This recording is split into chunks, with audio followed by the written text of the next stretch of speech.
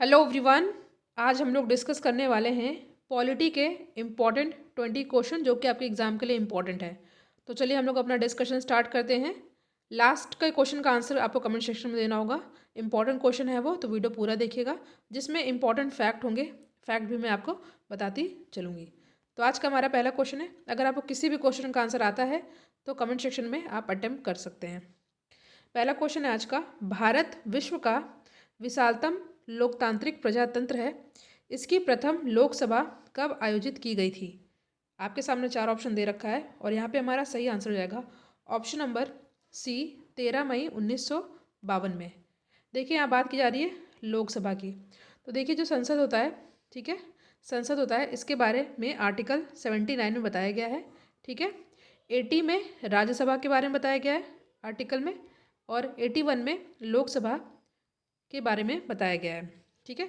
तो आर्टिकल 79 संसद, 80 राज्यसभा, 81 लोकसभा, ठीक है। तो 13 मई 1952 में लोकसभा आयोजित की गई थी, ठीक है। पहली लोकसभा का आयोजन किया गया था, ठीक है। नेक्स्ट क्वेश्चन आपके सामने, भारत में, एक सेकेंड,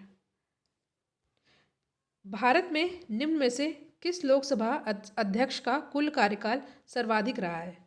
तो यहाँ पे हमारा जो सही आंसर होगा ये है option number C, doctor Balram Jhakar, ठीक है। देखिए जो पहला वाला क्वेश्चन मैंने आपको बताया था यहाँ पे, तो इसमें जो है आपको ये भी याद कर लेना है कि भारत की प्रथम लोकसभा की बैठक 13 मई 1952 को आयोजित की गई थी, और प्रथम निर्वाचित लोकसभा, ठीक है, निर्वाचित लोकसभा जो है 17 अप्रैल 1952 को की गई थी। और जैसा कि मैंने बताया 79 में संसद यानी पार्लियामेंट, 80 में राज्यसभा और 81 में लोकसभा के बारे में बताया गया है। तो क्वेश्चन नंबर 2 का आंसर है डॉक्टर बलराम झाकड़, ठीक है। 22 जनवरी 1980 से 18 दिसंबर 1989 तक इनका जो अध्यक्ष रूप में ये रहे थे, ठीक है। इस क्वेश्चन में आपको ट्रिक बताऊंगी। शून्यकाल का अर्थ क्या होता है? देखिए पूछा जाता है कि शून्यकाल कब शुरुआत होती है, ठीक है, स्टार्ट कब होता है, प्रश्नकाल कब होता है। तो ये आप हमेशा ये क्वेश्चन पूछा जाता है।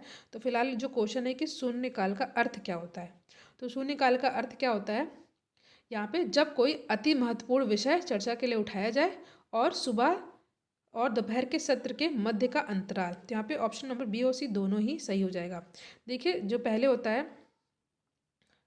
प्रश्नकाल, ठीक है, सबसे पहले होता है प्रश्नकाल, इसका समय होता है 11 बजे से 12 बजे तक। इसके बाद हमारा आता है शून्यकाल। शून्यकाल ये हमेशा एग्जाम पूछा जाता है, ठीक है। इसका टाइमिंग होता है 12 बजे से लेकर के आपका 1 बजे तक। तो इसमें ट्रिक आपको ऐसे याद कर लेनी है, कन्फ्यूजन होता है कि पहले प्रश्न होता है कि पहले शून्य होता है। तो देखिए सबसे पहले प्रश्न होता है, ठीक है। प्रश्न में देखिए यहाँ पे शाह, आधा और ना लिखा है, तो यहाँ से शून्य, ठीक है। शाह होना यहाँ पे भी है, शाह होना यहाँ पे भी है, तो प्रश्न के बाद शाह है, यानी कि पहले प्रश्न काल होगा देन शून्य काल होगा। एक ट्रिक है याद करने का तरीका, चाहे तो इसका यूज़ कर सकते हैं, ठीक है। प्रश्न काल का समय 11 से 12 बजे तक, शून्य काल का यहाँ प्रश्न, यहाँ शून्य काल का समय जो है 12 से 1 बजे तक। फिर उसके बाद लंच होता है 1 से 2 बजे तक, ठीक है। उसके बाद जो है कार्यवाही होती है 2 बजे से लेकर के 6 बजे तक, ठीक है। इतना आपको याद कर लेना है। अगला प्रश्न आपके सामने, राज्यसभा का सदस्य बनने के लिए आवश्यक न्यूनतम आयु आयु कितनी है, ठीक है। मिनिमम एज पूछा है राज्यसभा के सदस्य बनने के लिए। तो जो यहाँ पे हमारा सही आंसर होगा ये हो जाएगा ऑप्शन नंबर जो है सी, 30 वर्ष, ठीक है। और लोकसभा के लिए 25।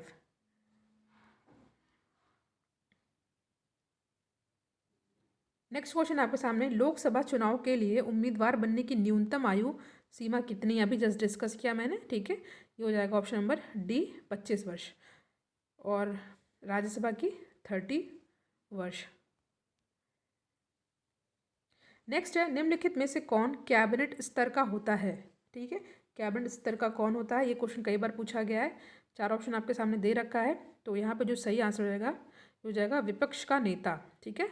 विपक्ष का नेता जो है, अपोजिशन लीडर जो है, ये कैबिनेट स्तर का होते हैं, ठीक है। नेक्स्ट क्वेश्चन है, भारत में राष्ट्रपति अपना कार्यकाल पूरा होने के पहले अपना त्यागपत्र किसको सौंपते हैं, ठीक है।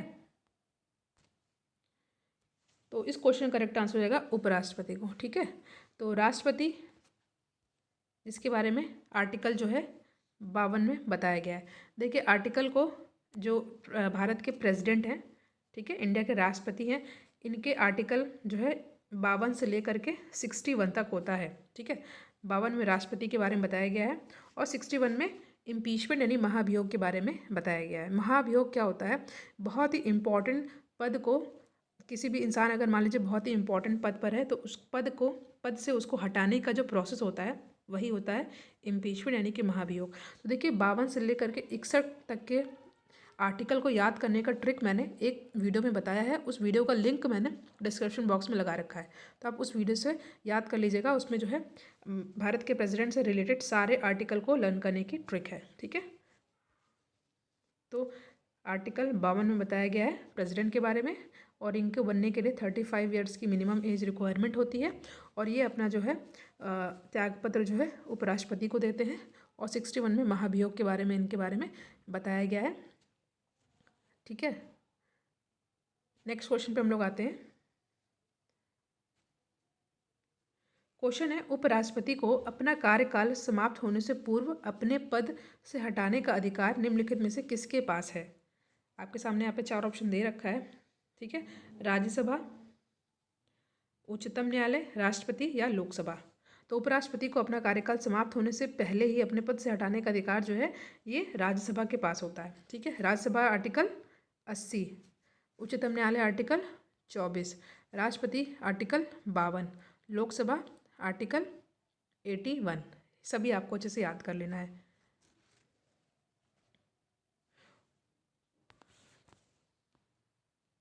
नेक्स्ट क्वेश्चन है आपके सामने, भारत के प्रथम गृह मंत्री इनमें से कौन थे? बहुत ही आसान प्रश्न है ये। गोविंद बल्लभ पंत, सरदार पटेल, बाबू जगजीवन राम या मोरारजी देसाई। ये बहुत ही इम्पॉर्टेंट और इजी और बहुत ही फेमस क्वेश्चन है, कई बार एग्जाम में पूछा गया है। आपको ये क्वेश्चन का आंसर आना चाहिए, इसका आंसर आप लोग कमेंट सेक्शन में दीजिए। नेक्स्ट क्वेश्चन है, भारत के उच्चतम न्यायालय की प्रथम महिला न्यायाधीश कौन थी? देखिए पहली बात यहाँ से, भारत के उच्चतम न्यायालय आर्टिकल 124 सुप्रीम कोर्ट के बारे में बताता है। इसकी पहली महिला न्यायाधीश के बारे में पूछा है। 4 ऑप्शन है, लीला सेठ, फातिमा बीबी, अन्ना चंडी या सुनंदा भंडारे। और यहाँ पे जो हमारा सही आंसर हो जाएगा ये हो जाएगा फातिमा बीबी। ठीक है, भारत की उच्चतम सुप्रीम कोर्ट की प्रथम महिला न्यायाधीश फातिमा बीबी थी और ये 6 अक्टूबर 1989 से 29 अप्रैल 1992 तक जो है उच्चतम न्यायालय की न्यायाधीश थी है। नेक्स्ट क्वेश्चन आपके सामने, विश्व का विशालतम न्यायिक प्राधिकरण है? अंतर्राष्ट्रीय न्यायिक अदालत, इलाहाबाद हाई कोर्ट, भारत का सुप्रीम कोर्ट या UNCLOM। तो यहाँ पे जो सही आंसर होगा Allahabad high court. Important question, कई बार एग्जाम में आया हुआ है। ठीक है, देखिए वीडियो आपके लिए हेल्पफुल लगे तो वीडियो को लाइक एंड शेयर ज़रूर करें। नेक्स्ट है, भारत के संविधान के किस अनुच्छेद के अधीन राज्यों के राज्यपाल को अध्यादेश जारी करने की शक्ति प्राप्त है? ठीक है, ये भी इम्पॉर्टेंट क्वेश्चन है। अध्यादेश यानी कि ऑर्डिनेंस प्रेसिडेंट भी जारी करते हैं और राज्यपाल भी जारी करते हैं। तो यहाँ पे राज्यपाल के द्वारा जो अध्यादेश जारी किया जाता है ये पूछा है कि किस आर्टिकल के तहत ये होता है। तो यहाँ पे जो सही आंसर रहेगा ऑप्शन नंबर सी, अनुच्छेद 213। ठीक है, भारत के संविधान के अनुच्छेद 213 में विधानमंडल के में जो है राज्यपाल के अध्यादेश जारी करने के बारे में बताया गया है और राष्ट्रपति जो है ये जो जारी करते हैं ऑर्डिनेंस अध्यादेश वो उसके बारे में आर्टिकल 123 में बताया गया है।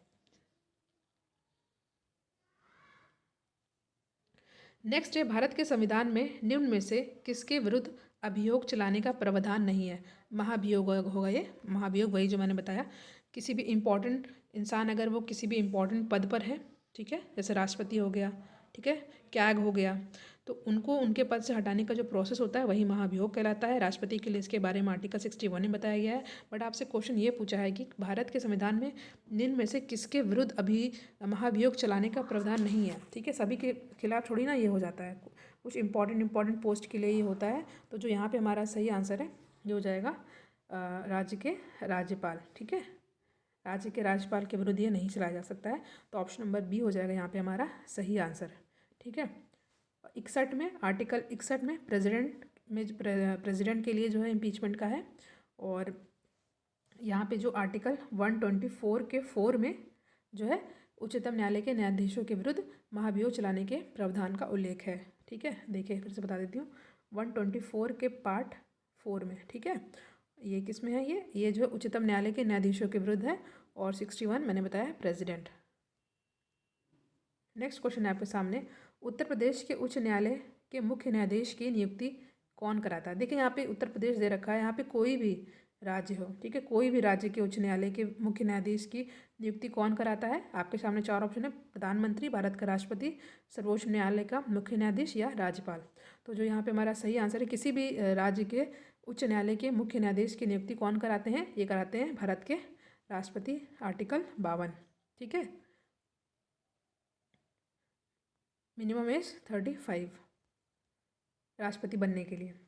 नेक्स्ट क्वेश्चन आपके सामने कि भारतीय संविधान के निम्नलिखित में से किस अनुच्छेद के अंतर्गत विधानसभा को विधान परिषद का सृजन करने का प्रस्ताव पास करने की इजाज़त मिलती है। ठीक है, क्वेश्चन फिर से ध्यान से पढ़िए क्योंकि ये क्वेश्चन कई बार आया है। भारतीय संविधान के निम्नलिखित में से किस अनुच्छेद के अंतर्गत विधानसभा के विधान परिषद का सृजन करने का प्रस्ताव पास करने की इजाज़त। बहुत ही इंपॉर्टेंट क्वेश्चन है, बहुत ही ज़्यादा। आर्टिकल 169